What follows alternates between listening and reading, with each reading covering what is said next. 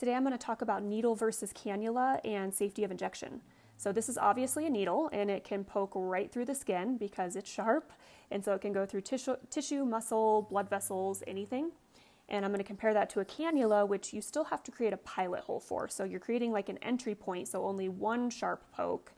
And then the cannula is blunt. It's going to go through that area and it can kind of go through the skin and just move things around as opposed to puncturing it. So you can see it's not poking through even a silicone mannequin, which if I pushed hard enough, it would in the silicone mannequin. And in older adults, you have to be really careful because their skin is thinner and their vessels are more fragile. But in general, it's going to be a little bit better. Here's a technique that's called aspirating.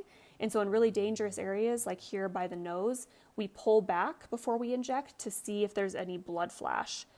But the problem is that some people will hold the syringe and you can see that it's moving all around, and that's not going to do anybody any good if we aspirate, because even if it moves a fraction of a millimeter, you could be in a blood vessel. So I always hold it really, really steady if it's an area that I need to aspirate to make sure that there's no blood. Other areas like the nasolabial folds, it's a little bit more superficial, but if I'm not using a cannula, I will aspirate every single time in that area because it's a very high risk. There's a very large blood vessel that goes through the face, by the nose, and in between the eyes.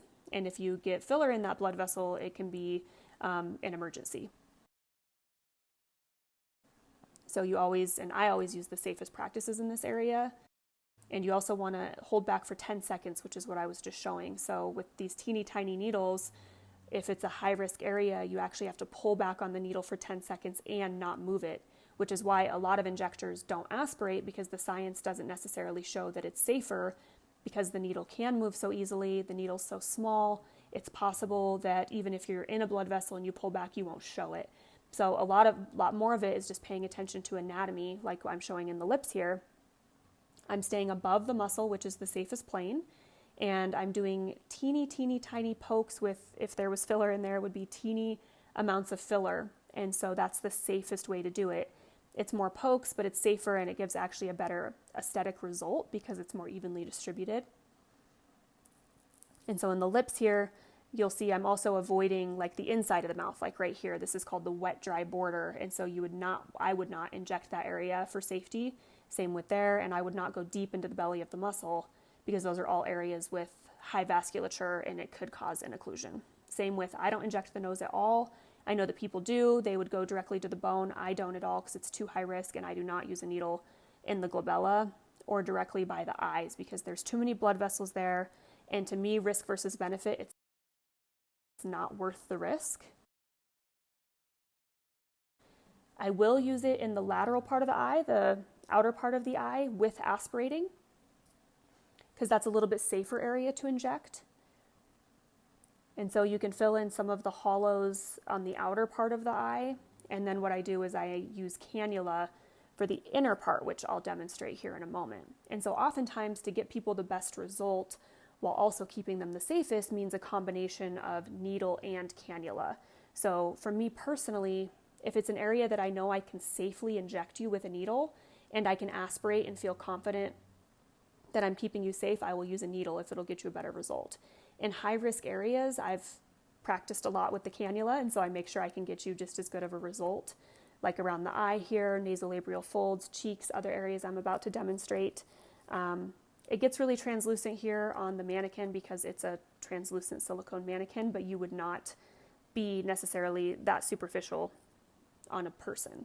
And so here I'm just showing like all the different areas I can inject with a cannula safely. So the mid part of the face, the cheek, you can go all around the cheek, even though that is a very safe area to inject for the most part with a needle.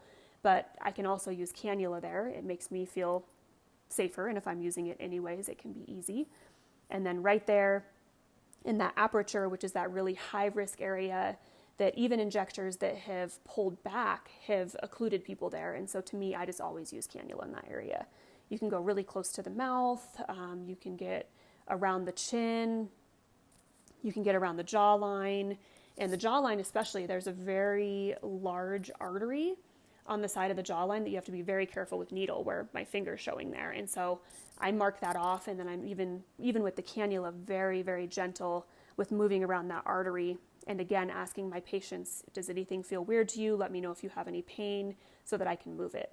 Some people will also use cannula around the lips. My lip injection technique, I feel, is very safe because I stay aware of anatomy, the amount of product, and that I'm constantly moving the needle. So I have used it before, but for the most part, I use needle.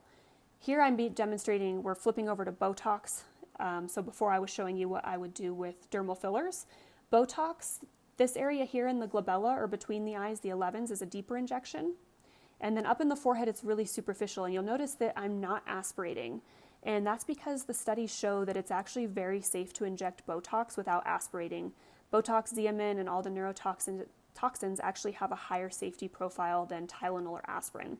And that's without aspirating. And because with cosmetic dosages, we're using such a teeny, tiny amount that even if we did accidentally inject it directly into a blood vessel, the studies showed that there would be no side effects. So it's a very safe medication.